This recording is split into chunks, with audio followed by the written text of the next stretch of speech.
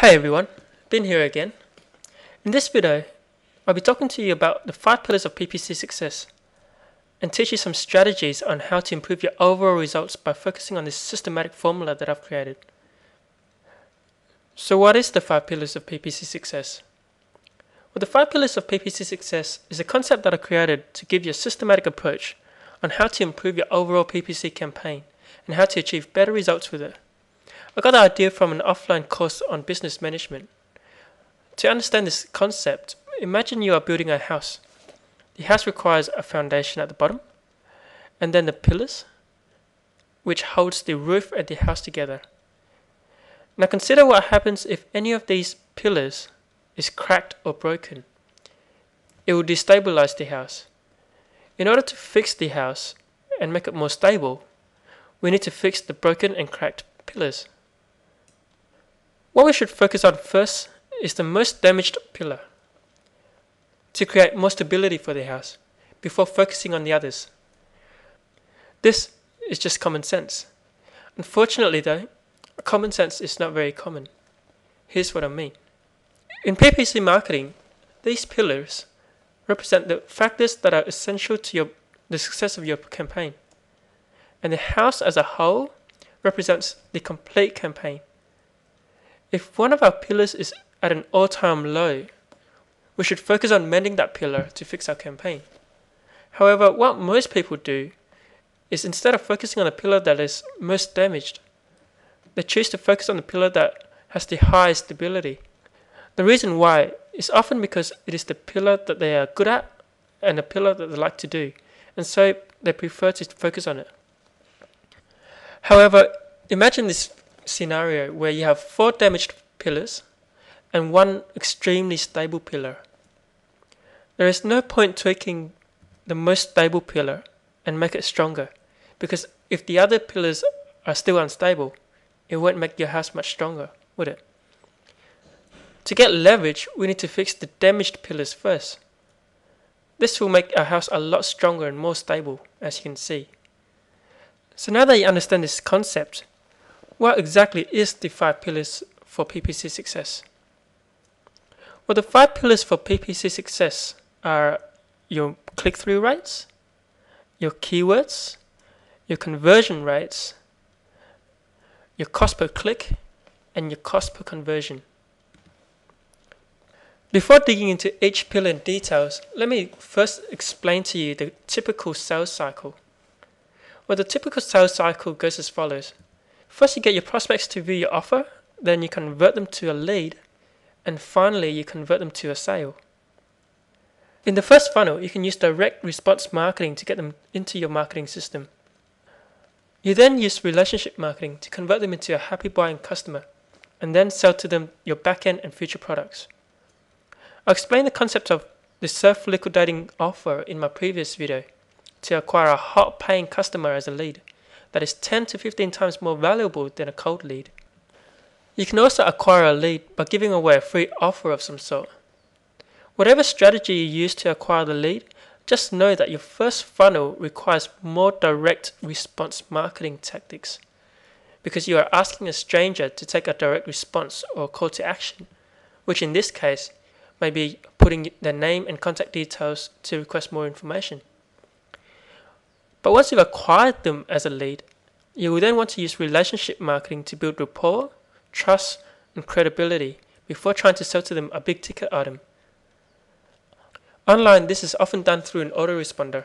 If you don't understand what I'm talking about, check out my last video on the 1 crucial thing that all businesses must have to thrive. Okay, now that you understand the sales cycle, let's go through the 5 pillars of PPC success, and I'll show you how and where each pillar relates to the sales cycle. The first pillar is your click-through rates. The click-through rates determines the effectiveness of your ads.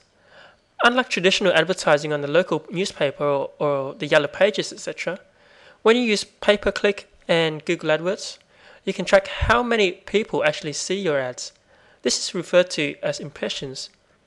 Then out of 100 people who see your ad, you can also track how many of those people click on your ad to get through to your website.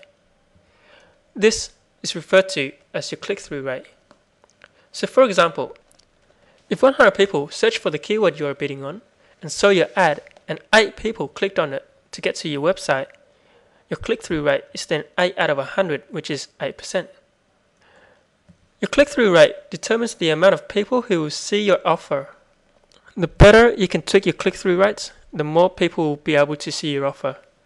To improve your click-through rate, you need to test, tweak, and improve your display ads. Okay, the next pillar is your keywords. The keyword pillar gives you leverage. It allows you to expand your reach and get more people to view your ads. The more you can expand your keyword list, the more people you can get your message across to, and the more leverage you will have with your campaign. To improve this pillar, you need to do keyword research and expand your list of profitable keywords. Conversion rates. Your conversion rate determines how many people come into your marketing funnel and/or make a purchase. The higher your conversion rate, the more people you can bring into your marketing funnel and the more sales you will make. To tweak your conversion rate, you need to tweak your landing pages with some direct response marketing tactics. The next pillar is the cost per click. Your cost per click allows you to maximize your profits by keeping your marketing costs to a minimum. The lower cost per click you can achieve for your keywords, the higher your profits become. In order to improve your cost per click, all you need to do is tweak and improve your quality score. Cost per conversion. Your cost per conversion also determines your profitability and allows you to make smart business decisions. If your cost per conversion is lower than the value per conversion, then you are in the profit zone, and vice versa. So for example, let's say you sell a computer for $1,000 and you offer your buyers an option to upgrade to a better package for an extra $400, and you find that 50% of the people who buy your computer take up the upgrade offer, then the average value of the buyer is not $1,000 anymore, but it is $1,000 plus 50% of the $400, as 50% of your customers take up the upgrade offer valued at $400 each, which makes your average value of a buyer $1,000 to $1,200. Now, if your conversion rate is 2%, that is, if you find that out of every 100 people who come to your website, 2 of them would make a purchase from you, then your break-even point is 2% of the average value.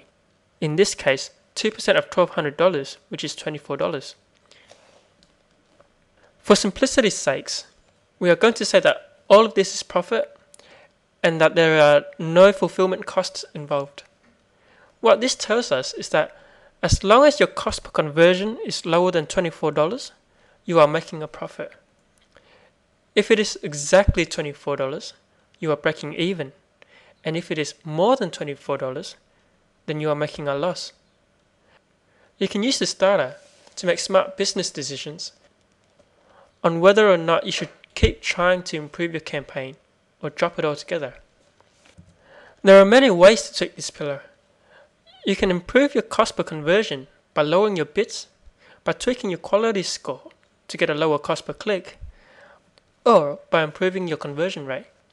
You can also add to the real value of the customer by introducing other new back-end products into the system, so you can enter the profit zone without actually tweaking your cost per conversion pillar. As you see, this concept that I've created will give you a systematic approach to improve your campaigns and maximize your profits using pay-per-click.